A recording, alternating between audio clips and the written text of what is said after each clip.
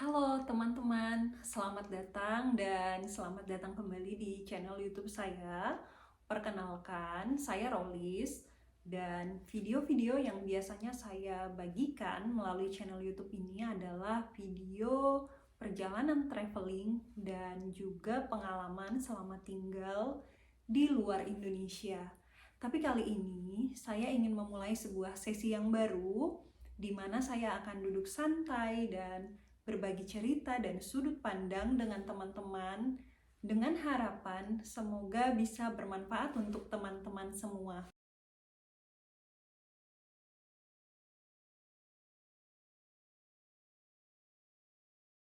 Tapi sebelum kita bercerita tentang bagaimana caranya, saya ingin ajak teman-teman untuk bercerita tentang mengapa kita membaca Alkitab.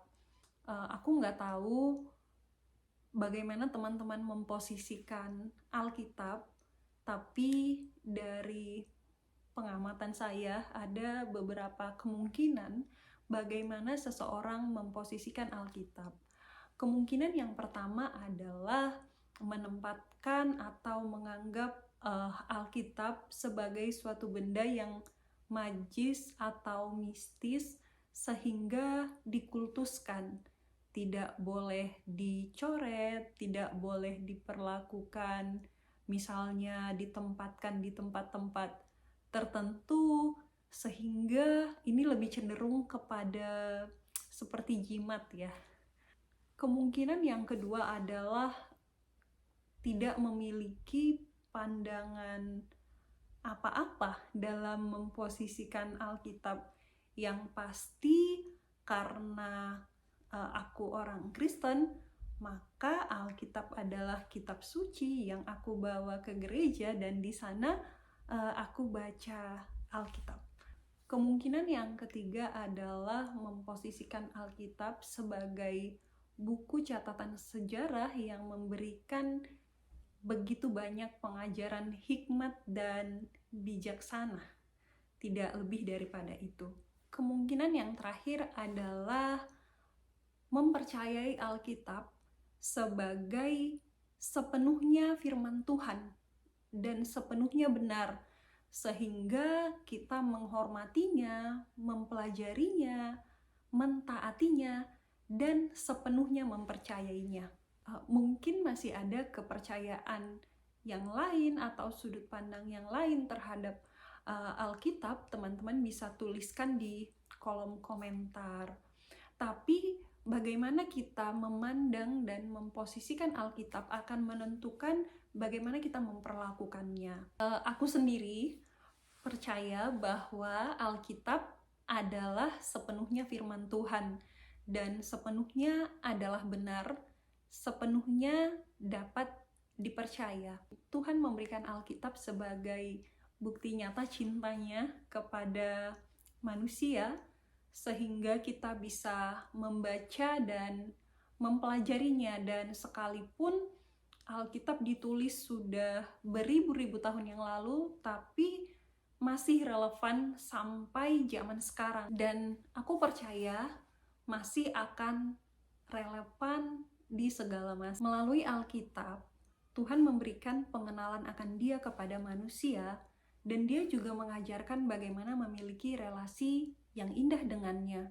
Sehingga kalau kita tidak mempelajari Alkitab, kita akan kehilangan hal-hal yang begitu berharga yang Tuhan mau ajarkan kepada kita. Jadi, bagaimana caranya untuk membangun sebuah kebiasaan membaca Alkitab yang menyenangkan? Yang pertama, tentukan waktu yang tetap untuk mempelajarinya setiap hari. Ini akan menolong kita untuk konsisten dalam hal apapun. Kalau misalnya kita nggak menentukan waktu yang tetap, biasanya kita mikir, oh nanti aja deh, oh nanti aja deh, satu hari sudah berakhir dan kita nggak melakukannya gitu. Jadi perlu untuk menentukan waktu yang tetap dan konsisten dengan waktu itu. Tentukan waktu yang paling nyaman buat kamu, karena jadwal kita tentu beda-beda ya. Ada yang pagi-pagi benar harus udah keluar rumah, ada yang mungkin keluarnya lebih siang, tapi nanti baliknya itu larut malam. Nah, mungkin ada yang harus take care anak-anak, ada yang masih single, ya bermacam-macam aktivitas kita. Jadi memang kita sendiri yang bisa menentukan waktu yang paling nyaman, paling bisa sesuai lah untuk kita bisa belajar dengan tenang tanpa terburu-buru. Yang kedua, tentukan bagian mana dari Alkitab yang ingin kamu pelajari. Sebaiknya tidak memilih secara random setiap kali akan belajar, karena beberapa alasan. Yang pertama, ini akan menguras energi dan waktumu setiap kali akan belajar memilih bagian mana yang akan dipelajari. Yang kedua, mempelajari secara random akan lompat-lompat sehingga sulit untuk memahami bagian demi bagian secara kontekstual. Dan yang ketiga, ini akan membuat pusing karena jumping dari satu bagian ke bagian yang lain, sehingga juga kita kebingungan bagian mana yang sudah dipelajari, bagian mana yang belum dipelajari. Ya, mungkin bisa dicatat, tapi tetap saja itu menurut saya tidak efektif. Untuk kamu yang pemula mau konsisten membaca Alkitab, mempelajari Alkitab, saya saranin untuk memulainya dari Injil Yohanes. Yang ketiga, sebisa mungkin usahakan untuk benar-benar konsisten melakukannya setiap hari. Konon katanya, untuk membangun sebuah kebiasaan, kita butuh paling tidak 30 hari secara kontinu, akhirnya itu menjadi sebuah kebiasaan yang mengalir.